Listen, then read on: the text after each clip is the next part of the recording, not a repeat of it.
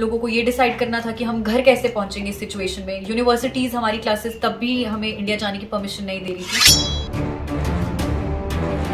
कोई cab facility available नहीं थी, सुपरमार्ट्स वगैरह सब बंद थे, पता नहीं था इस सिचुएशन में कब तक फंसेंगे। भूखे प्यासे -3-4 डिग्री सेल्सियस टेम्परेचर में बाहर रहना पड़ा एंड यूक्रेनियंस कोई अच्छा ट्रीटमेंट नहीं दे रहे थे, वो सिर्फ अपने ही लोगों को प्रेफरेंस दे रहे थे बॉर्डर में क्रॉस करने के लिए। बॉयज को उन्होंने मारा पीटा भी है, मेरा एक फ्रेंड है उसे पीटा भी है उन्होंने बॉर्डर पे एंड उन्होंने ये बोला, उनकी स्टेटमेंट्स ये कि तुम इंडियंस रशियंस के साथ हो, तुम हमारी कंट्री के सपोर्ट में नहीं हो। बट जो भी वॉर सिचुएशन है हमें नहीं लगता हम इससे रिकवर कर भी पाएंगे कुछ, तो हमारा फ्यूचर तो अब बहुत अनसेफ और अनश्योर है। मैम क्या नाम क्या है आपका? मेरा नाम इशाली मेहता है। अच्छा जी, आप यूक्रेन से आए हैं अभी? हाँ जी। कब आए? मैं 27-25 को निकली थी मैं from Ukraine, technically 24 from Lviv. 25 को मैं पहुंच गई थी इवानो अपनी सिटी, फिर वहां से हमने बस करवाई है तो हम 27 को दिल्ली पहुंच गए थे। अच्छा, तो क्या समस्या क्या आई आपको वहाँ, क्या क्या मुश्किलें आई? मुश्किलें बहुत आई। सबसे पहले तो ATMs आउट ऑफ कैश हो गए थे उस पॉइंट पे। 24 को मैं लवीव में थी जब मैंने अपने सामने बिल्डिंग पे बॉम्बिंग देखी है वहां पे। ओके। तो हम हफरा तफरी, कैश के लिए ATMs के लिए जाओ, लेकिन ATMs आउट ऑफ कैश थे या फिर उनमें बहुत लंबी लाइनें थी। फिर उसके बाद हम लोगों को ये डिसाइड करना था कि हम घर कैसे पहुंचेंगे इस सिचुएशन में। यूनिवर्सिटीज हमारी क्लासेस तब भी हमें इंडिया जाने की परमिशन नहीं दे रही थी।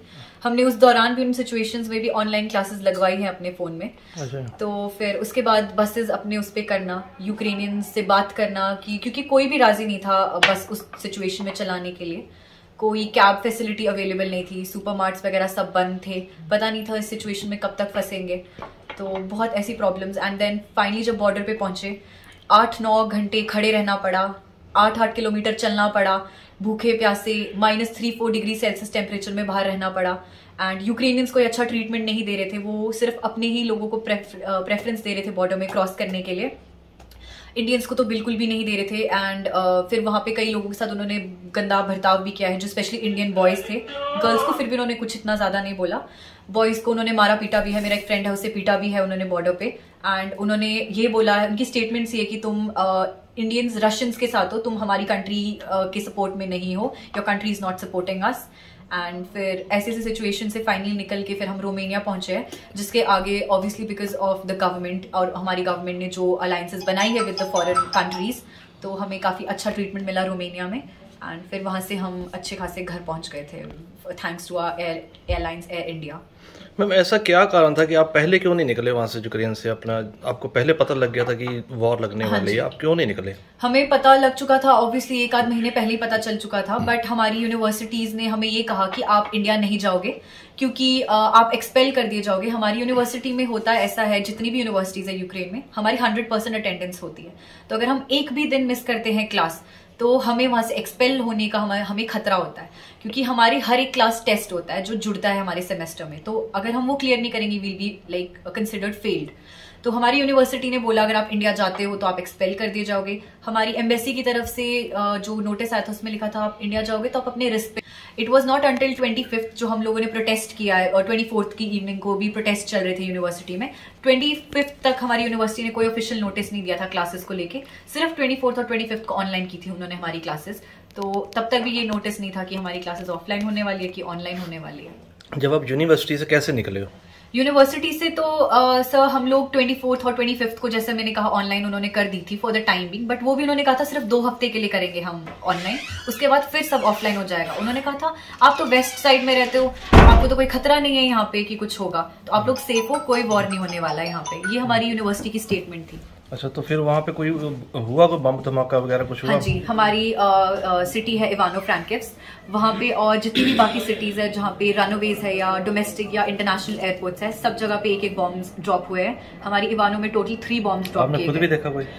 इवानो में मैं तब थी नहीं जब बॉम्ब्स ड्रॉप हुए थे, बट लवीव में थी मैं जब वहाँ पे बॉम्ब ड्रॉप हुआ है सिटी सेंटर पे, वहाँ पे लवीव के। अच्छा। बाकी इवानो का एक बॉम्ब ड्रॉप रात को हुआ था, अराउंड ऑन 24th की रात को ड्रॉप हुआ था, अराउंड आई गेस 11-1 बजे ड्रॉप हुआ था रात को, तो उस दौरान वो आवाज़ हमें ज़रूर आई है, क्योंकि उस टाइम पे प्लान्स हो रहे थे कि जो इवानो में एक पार्लियामेंट हाउस टाइप है, वहाँ पे प्लान हो रहा था वहाँ पे अटैक होने का, तो उसके नियर बाय बिल्डिंग पे बॉम्ब ड्रॉप हुआ था। काफी डर गए होगे तब तो? हाँ जी, बहुत डरे थे, बिकॉज और ऐसे में सोना भी बहुत प्रॉब्लमेटिक होता है कि किसी भी वक्त आपकी बिल्डिंग पे भी गिर सकता है। इनफैक्ट जो हमारा फ्लैट है वहाँ पे वो पार्लियामेंट हाउस के बहुत नजदीक था, 800 मीटर के रेडियस में था, तो अगर पार्लियामेंट वाली बिल्डिंग पे गिरता तो ऑब्वियसली हमारी बिल्डिंग भी सर्वाइव नहीं करती वहाँ पे वो सिचुएशन।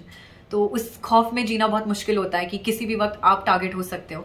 रात को आप बाहर नहीं निकल सकते हो, रशियन ट्रूप्स, बिकॉज वो नीचे होता है, लाइक उनके दे वॉन्डर अराउंड द स्ट्रीट्स, तो घर पे रहना उस सिचुएशन में, और कुछ पता नहीं है कब क्या फेस करना पड़े। तो यूनिवर्सिटी को ऐसा क्या था कि वो आपको निकलने क्यों नहीं देते, ऐसा क्या कारण था? वो प्रीटी ऑब्वियस सी सिचुएशन है, हम इंडियंस परफेक्ट हॉस्टेजेस हैं उन लोगों के लिए रखने के लिए। जब तक हम उनके कंट्री में है तो वो उन्हें पता था कि रशियंस इतने लेवल पे अटैक नहीं करेंगे, एंड यूक्रेन का president obviously he was determined कि वो नहीं चाहते थे कि सिचुएशन ऐसी मतलब आए कि वॉर वाली हो, क्योंकि उन्हें पता था हम जब तक है वहां पे वॉर इतनी ज्यादा सिचुएशन मतलब बिगड़ेगी नहीं सिचुएशन, और वो सलाह मशवरा करके जो भी है उनका बातचीत करके सिचुएशन ठीक हो जाएगी। तो वही बनता था हम इंडियंस को रखने। जिस बस पे बैठ के आप निकले उसको यूक्रेन ने पे किया कि आपने पे किया? नहीं, उसके लिए हमने खुद पे किया है। हमें यूक्रेन की तरफ से कोई असिस्टेंस नहीं मिली है। हमारी क्लासेस तक उन्होंने ऑफलाइन से ऑनलाइन करने के लिए वो भी हम खुद लड़े हैं। एंड एम्बेसी की तरफ से प्रेशर आया, पेरेंट्स की तरफ से प्रेशर आया, उन्होंने वो भी नहीं करनी थी, उसने मिली है उनकी तरफ से।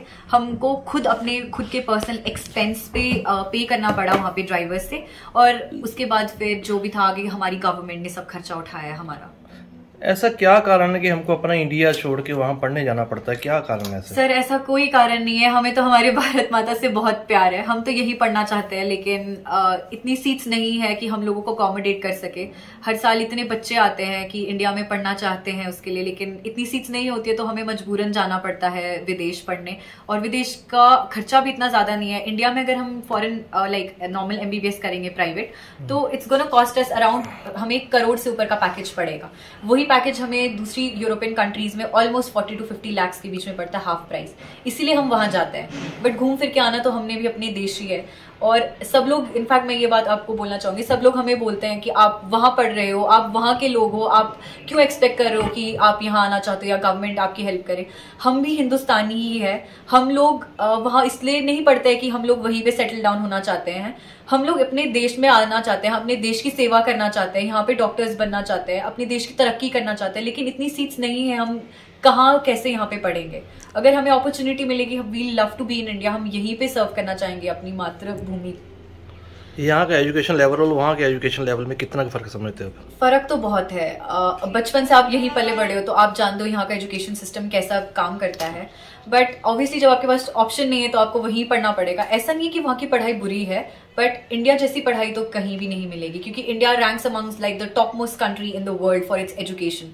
एंड इंडियंस, आप देखिए हर कंट्री में जितनी भी टॉप मोस्ट पोजीशंस पे इंडियंस है, that's just because of India's education system. क्या कहना चाहते हैं कि अभी आपका फ्यूचर आपको कैसे लग रहा है कि अगर वॉर खत्म नहीं हुई तो आपका फ्यूचर जो पैसा लग चुका है खत्म समझ रहे हो आप? क्या फ्यूचर बोलते हैं ना, डूम्ड, धुंधला, कुछ नहीं पता क्या होने वाला है। हमारी उधर से यूनिवर्सिटी की तरफ से कोई ऑफिशियल हमें स्टेटमेंट नहीं है, उन्होंने 12th तक छुट्टियां डिक्लेयर की थी, बट जो भी वॉर सिचुएशन है हमें नहीं लगता हम इससे रिकवर कर भी पाएंगे कुछ, तो हमारा फ्यूचर तो अब बहुत अनसेफ और अनश्योर है। इंडिया गवर्नमेंट की तरफ से कुछ हेल्प आई हो? इंडियन गवर्नमेंट, हमने सुना था बीच में स्पेकुलेशंस हो रही थी कि इंडियन गवर्नमेंट अकोमोडेट करेगी, बिकॉज कोविड के चलते काफी ज्यादा डिमांड बढ़ गई है इंडिया में भी डॉक्टर्स की।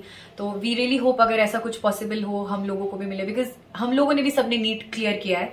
यूक्रेन में कोई बच्चा एक्सेप्ट नहीं होता है विदाउट नीट क्लियरेंस, और वो भी आपको क्वालिफाई करना पड़ता है। तो हम सब भी डिजर्विंग स्टूडेंट्स हैं। अगर ऐसी कोई पॉसिबिलिटी होती है, हमारी गवर्नमेंट हमें अकोमोडेट कर सकती है, तो हमारी रिक्वेस्ट है हमारे प्रधानमंत्री जी से सके तो प्लीज हमें कीजिए, हम अपने देश की सेवा करना चाहेंगे। We like to serve our country. फिलहाल अभी कोई गवर्नमेंट, अपनी गवर्नमेंट या यूक्रेन गवर्नमेंट से अभी तक आपको कोई ऑफिशियल मैसेज नहीं आया? हमें कोई ऑफिशियल मैसेज नहीं आया है कि क्लासेस कैसी होंगी या फिर क्या होगा हमें। इनफैक्ट हमें दूसरी कुछ कंट्री से नोटिस आए हैं, जैसे हंगरी, पोलैंड एक्सेट्रा, कि अगर आप ट्रांसफर लेके यहाँ पढ़ना चाहोगे, बट उनकी कंट्री जो वो कंट्रीज उनकी डिग्री हमारे कंट्री में वैलिड नहीं है, तो कोई पॉइंट नहीं है वहाँ पे पढ़ाई करने का। फिलहाल अभी आपका कोई मेल से संपर्क हुआ, कोई ग्रुप से संपर्क हुआ आपका यूक्रेन में कुछ? नहीं, हमें कोई ऑफिशियल उधर से उनकी तरफ से कोई बातचीत नहीं हुई है, हमें कोई स्टेटमेंट नहीं मिली है, तो हमें कुछ पता नहीं है क्या सिचुएशन है।